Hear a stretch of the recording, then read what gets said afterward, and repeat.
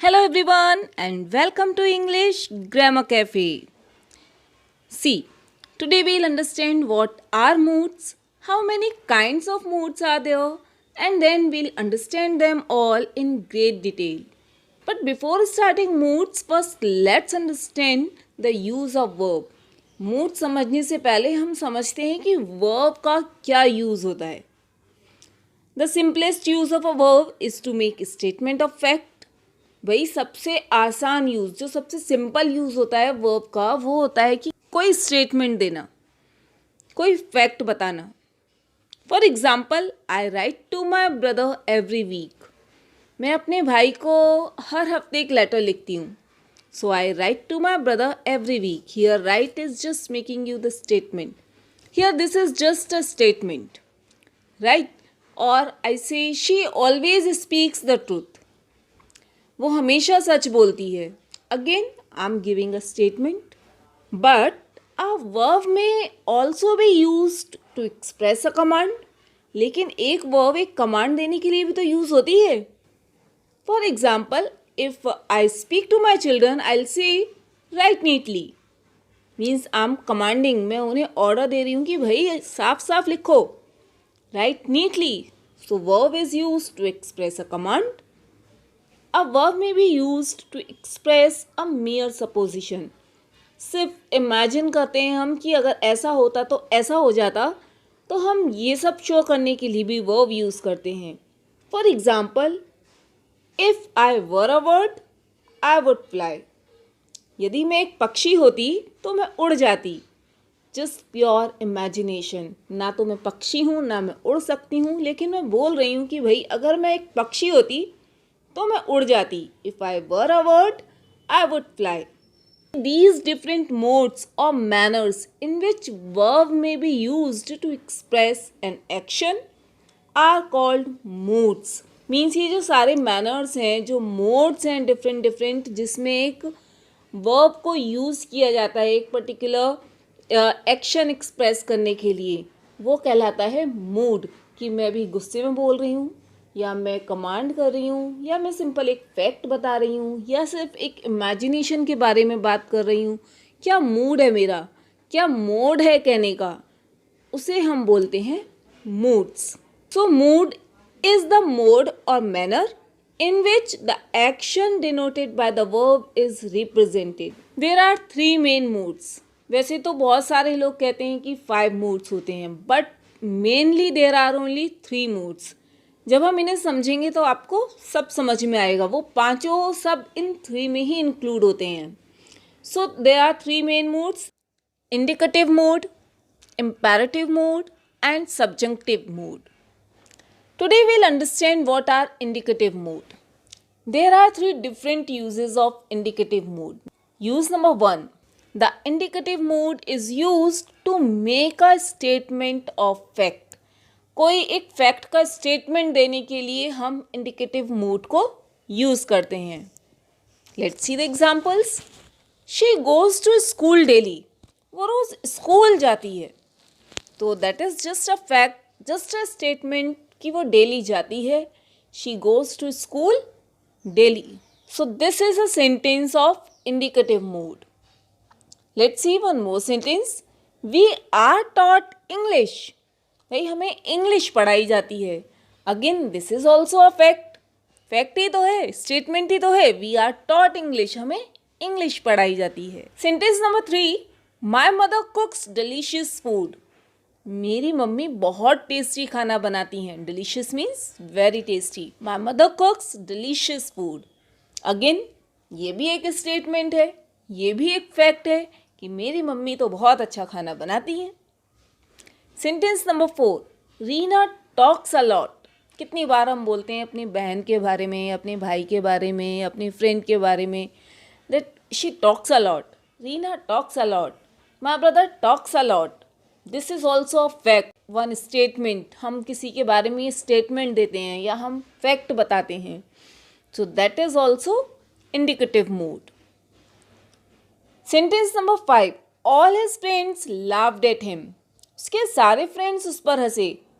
All his friends laughed at him. Again this is also a fact. a statement. So this sentence is also an example of indicative mood. Now use number 2.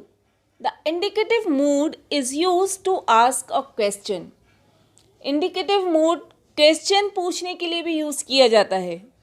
कैसे? Let's see. Have you found your book? क्या तुम्हें तुम्हारी book मिल गई है? Have you found your book? So this is indicative mood. हम यहाँ question कर रहे हैं. कुछ लोग इसी को ही इंट्रोगेटिव मूड बोल देते हैं, पर no, actually this is a part of indicative mood only. Are you well? क्या तुम ठीक हो? Who wrote this letter? ये लेटर किसने लिखा? Why are you so sad? तुम इतने दुखी क्यों हो? तो ये सारे सेंटेंस आप देख रहे हैं कि ये क्वेश्चंस हैं. यहाँ क्वेश्चन किया जा रहा है. All these sentences are examples of indicative mood. Now use number 3. The indicative mood is also used in expressing a supposition which is assumed as a fact. Means जब हम suppose करते हैं, जब हम कुछ imagine करते हैं कि ये भी एक fact हो सकता है, that is also called indicative mood. For example, if I say, if it rains, I shall stay at home. यदि आज बारिश होगी तो मैं घर पर रुकूंगी. तो यहाँ मैं अज्यूम कर रही हूँ ये फैक्ट कि आज बारिश होगी. क्यों? क्योंकि मौसम क्लाउडी है, बहुत बादल हो रहे हैं और मुझे ऐसा लग रहा है कि आज तो बारिश होगी. So if it rains I shall stay at home. यहीं पर मैं आपको एक रूल और बता देती हूँ कि if it rains I shall stay at home, अगर आप देखोगे तो यहाँ जो फर्स्ट क्लॉज है इट रेन्स, ये है प्रेजेंट इंडेफिनिट में, and I shall stay home, it is future tense. So can you tell me कि क्या मीनिंग है इस सेंटेंस का? यदि बारिश होती है तो मैं घर पर रुकूंगी, या अगर बारिश होगी तो मैं घर पर रुकूंगी? सी, द करेक्ट मीनिंग इज अगर बारिश होगी तो मैं घर पर रुकूंगी. अब आप सोच सकते हैं या मुझसे पूछ भी सकते हैं कि अगर मैं बोल रही हूँ अगर बारिश होगी, if it is future tense, why present tense has been used? क्योंकि यहाँ पर ये इंग्लिश ग्रामर में रूल होता है कि if in a sentence two clauses are in future tense, first clause comes in present tense. कि अगर आपके एक सेंटेंस में दो क्लॉज हैं, दोनों ही क्लॉज फ्यूचर टेंस की हैं, तो फर्स्ट क्लॉज आपको प्रेजेंट टेंस में लिखनी पड़ेगी या बोलनी पड़ेगी. So if it rains I shall stay at home.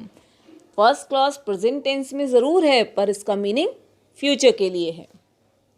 I hope आपको ये रूल आज क्लियर हुआ होगा. बहुत सारे लोग इस रूल में कंफ्यूज रहते हैं. Let's see the next sentence. If my friend wants it I shall give it to him.